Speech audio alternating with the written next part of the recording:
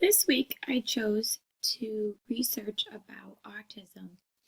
The reason behind this is because I have worked with several students who have had autism, and it has been hard to communicate back and forth or figure out what works and what doesn't work. So I wanted a little more insight on that. Some things I found when I was reading was the statistic that 1 in every 110 children are identifiable with a diagnosis of ASD, which I thought was um, a lot, actually. And what else I read was that oftentimes teachers just don't know how to communicate with their students.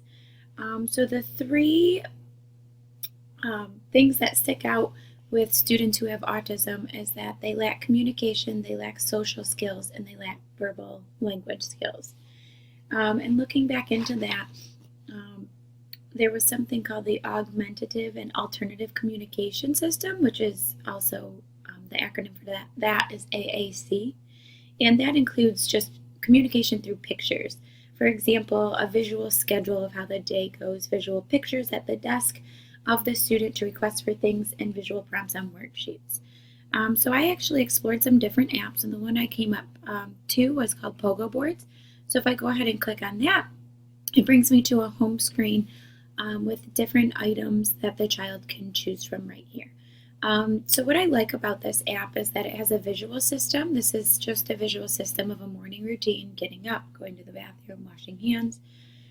And then if they click back home, there's a communication board where the student can communicate with you if they're All done. all done, if they Yes. yes, No. no as agreeing or disagreeing. They can say Thank. thank you. And what I really liked about this app is that it used the verbal language, so the student was hearing it as they were pushing the button. Something else really neat about this app, you can actually, there's so many different boards here that you can choose from. There's school supplies, there's the school day, some different words you might need for that, but also if there's something not on here, you can research on the internet.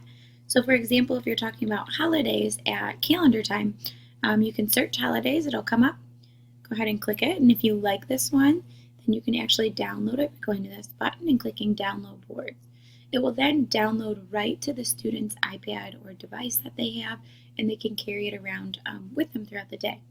So what I really like about this iPad app, or it's available for iPods and iPhones, is that it's easily accessible. The student can move it around the room. They can communicate with other students and with myself and use that language and socializing in the classroom to communicate with their friends.